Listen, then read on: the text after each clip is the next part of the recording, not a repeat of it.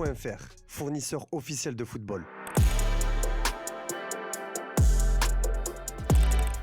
Salut tout le monde et bienvenue dans ce nouveau JT Foot Mercato. C'est jour de match pour le PSG qui fait face à Flamengo dans le cadre de la finale de la Coupe Intercontinentale. De quoi marquer l'histoire puisque le club de la capitale pourrait gagner son 6ème trophée de l'année comme ont pu le faire le Bayern Munich ou encore le FC Barcelone. Arrivé comme numéro 1 au PSG, Lucas Chevalier a connu des performances inégales sans jamais perdre la confiance du staff. Malgré un manque de sérénité visible, Luis Enrique l'a maintenu titulaire, laissant Matvei Safonov cantonné au banc. La blessure à la cheville de Chevalier face à Monaco le 29 novembre a toutefois rebattu les cartes. Safonov a alors enchaîné 3 matchs contre Bilbao, Rennes et Metz avec 2 clean sheets et une impression globale positive. Selon l'équipe, le staff parisien estime désormais qu'il n'y a plus de hiérarchie figée au poste de gardien. Luis Enrique souhaite aligner le joueur qu'il juge le plus performant indépendamment du statut.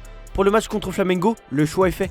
Chevalier va débuter. L'équipe, le Parisien et plusieurs médias français confirment ce retour comme titulaire. De retour après plus de 2 semaines d'absence, l'international français joue gros, sous pression immédiate. Sur notre site, nous vous avons posé la question suivante. Qui doit être titulaire dans les buts du PSG? Vous êtes 58% à avoir voté Matvei Safonov contre 42% pour Lucas Chevalier. S'il peut écrire l'histoire ce soir, le Paris Saint-Germain ne cesse d'inspirer et ce jusqu'au Pérou. Avec ce nouveau statut, forcément ça attire la convoitise. Fondé en 2015, le club Saint-Germain, en référence à sa région, cherchait un nom plus accrocheur. 2 semaines plus tard, nous nous sommes tous réunis pour plaisanter, un enfant à lancer. Et si on l'appelait Pérou Saint-Germain, comme le PSG? Il s'est mis à rire. Tout le monde a aimé le nom, alors il est resté, avait raconté à l'époque Luis Montero, le président du club, dans un article pour El Comercio.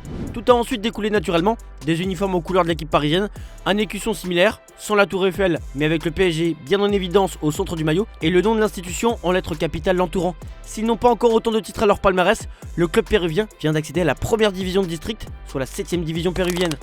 À seulement 17 ans, Ibrahim Baye s'impose comme l'une des révélations du moment au PSG. Auteur d'une prestation remarquée à Metz, le jeune parisien s'apprête désormais à rejoindre le Sénégal pour disputer la CAN où les Lions de la Teranga nourrissent de réelles ambitions. Une montée en puissance qui s'accompagne d'une décision forte du club révélée par RMC Sport. Selon le média, Mbaye a vu son contrat automatiquement prolongé jusqu'en 2028. Une clause de son premier contrat professionnel prévoyait une année supplémentaire activable à tout moment par le PSG et cette option vient d'être levée. Un signal clair de la confiance placée en lui au point d'envisager du temps de jeu dès mercredi lors de la finale de la Coupe Intercontinentale face à Flamengo. En revanche, un autre Titi est dans le viseur de Francfort, il s'agit de Mathys Janjal. Comme le rapporte le Parisien, le milieu offensif est suivi par de nombreuses formations européennes, notamment en Angleterre. Mais le plus chaud est Francfort, un club particulièrement friand des sports français. Et il faut dire que Janjal, qui peut jouer aussi bien en pointe qu'au milieu, arrive à la fin de son contrat aspirant en juin prochain. De son côté, le PSG a envoyé une première proposition de contrat pro. Très actif lors du dernier mercato, l'Olympique de Marseille compte bien profiter de la période de transfert hivernale pour continuer à se renforcer et regarde du côté de l'Eredivisie. Toujours en course pour la qualification en Ligue des Champions, les Olympiens souhaitent notamment garnir leur secteur défensif. Selon nos informations, l'Olympique de Marseille est séduit pour le profil de Soufiane El Karouani. Le latéral gauche marocain d'Utrecht est en très grande forme depuis plus d'une saison maintenant. Défenseur le plus décisif d'Europe cette saison, avec déjà 3 buts et 15 passes décisives en 27 matchs, le joueur de 25 ans n'a pourtant pas été convoqué pour la CAN avec le Maroc et il n'avait pas manqué de réagir publiquement dans la foulée.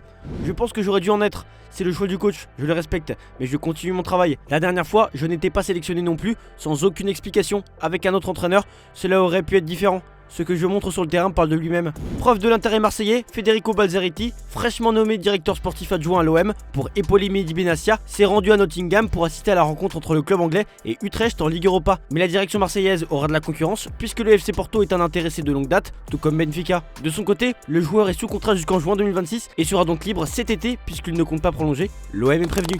Passé par le Real Madrid en même temps que son père Zinedine, Lucas Zidane est toujours un grand supporter de la Casablanca et le nouveau gardien de but de l'équipe d'Algérie ne tarit pas d'éloges envers la nouvelle star des merengues, Kylian Mbappé. J'ai eu la chance de pouvoir jouer avec Kylian en sélection en étant jeune. C'est un bon mec, c'est un joueur exceptionnel, on est content de pouvoir en profiter au Real Madrid. Sa mentalité, c'est une mentalité de gagnant, c'est un peu comme Cristiano à l'époque. Mentalité incroyable, présent à tous les matchs, c'est un joueur exceptionnel, a-t-il confié à Beansport. On part sur de l'actualité étrangère désormais, c'est la bombe de la journée côté Barça. Hansi Flick a trouvé la taupe de son vestiaire, selon le média La Copé. Hansi Flick aurait mis la main sur l'auteur des fuites internes au FC Barcelone après la victoire 2-0 face à Guadalajara en Coupe du Roi. Un joueur du vestiaire a été démasqué comme étant la taupe. L'intéressé divulguait les compositions du FC Barcelone avant le coup d'envoi. Hansi Flick annonçait les titulaires et ensuite les journalistes espagnols étaient au courant. Selon plusieurs sources, l'entraîneur allemand a volontairement laissé filtrer l'idée que Marc-André ter Stegen serait ménagé avant de finalement l'aligner titulaire. Une manœuvre destinée à identifier la personne relayant des informations confidentielles à la presse. L'identité de la taupe n'a pas été communiquée. Le coach allemand se serait rapidement aperçu de la supercherie avant de confronter le fautif, pris la main dans le sac. Affaire à suivre. On continue sur de l'actualité catalane avec l'avenir de Robert Lewandowski. En fin de contrat en juin prochain, le Polonais n'a pas encore pris de décision concernant son avenir. L'objectif de l'attaquant est de rester à Barcelone. Il sera même prêt à réduire son salaire, conscient que c'est presque le seul moyen d'être maintenu dans l'effectif Blaugrana. Alors que de son côté, le club penserait déjà à recruter Julian Alvarez. Lewandowski ne met pas tous ses œufs dans le même panier. La BBC révèle que la Saudi Pro League lui fait encore et toujours de l'œil en vue d'une arrivée l'été prochain. Mais ce n'est pas la piste la plus chaude. Le média anglais assure que le joueur a entamé les discussions avec le club de Chicago Fire. Pensionnaire de MLS, la franchise veut s'offrir l'attaquant international polonais avec lequel les discussions ont été très positives. Lewandowski est ouvert à ce transfert et l'aspect financier ne serait d'ailleurs pas un frein à sa venue.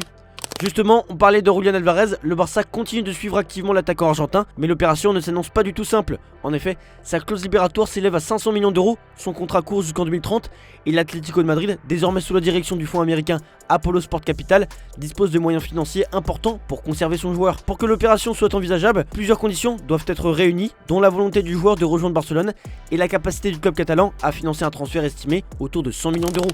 Arrivé libre lors du dernier mercato, Jonathan David peine à trouver sa place à la Juventus. Le Canadien n'est pas aidé par certains coéquipiers avec lesquels ses relations sont glaciales. Luciano Spalletti, lui, essaye d'arrondir les angles et d'intégrer son attaquant. Sous les ordres d'Igor Tudor, puis de Luciano Spalletti, David a participé à 21 rencontres toutes compétitions confondues, dont 10 dans la peau d'un titulaire. En ce qui concerne sa ligne de statistiques, il a marqué 2 buts et délivré une passe décisive, ce qui est très maigre pour un joueur de son calibre. Tuttosport ajoute que l'entraîneur essaye de soutenir David en privé. Après l'avoir observé après son arrivée, il a senti une distance entre lui et une partie du groupe, ce qui est confirmé par le média italien. Ainsi, on apprend que l'attaquant n'a pas fait beaucoup d'efforts pour s'intégrer auprès de ses coéquipiers, notamment les anciens du groupe dont fait partie Dusan Vlahovic. Outre sa timidité et la barrière de la langue, l'ancien joueur du LOSC, qui a ressenti une certaine froideur de la part de ses coéquipiers, a répondu par une froideur encore plus grande. Le Canadien s'est ainsi replié sur lui-même et s'est isolé. C'était dans l'air et c'est désormais acté. La FIFA vient d'annoncer le changement de nationalité sportive d'Angelo Fulgini.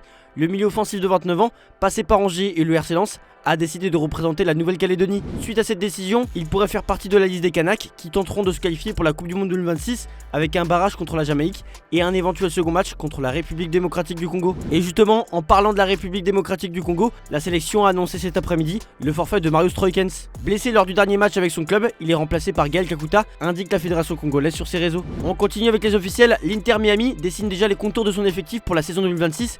Si Sergio Busquets et Jordi Alba ont pris leur retraite, Sergio Reguilón est venu renforcer l'équipe de Lionel Messi. D'ailleurs, l'Argentin pourrait également compter sur la présence de son fidèle ami Luis Suarez. L'attaquant uruguayen de 38 ans vient en effet de prolonger son contrat. C'est la période des fêtes et forcément, Erling Haaland en a profité pour se déguiser en Père Noël. C'est notre image du jour, on vous remercie pour votre fidélité et on se dit à la prochaine pour de nouvelles vidéos sur Foot Mercato. Ciao ciao.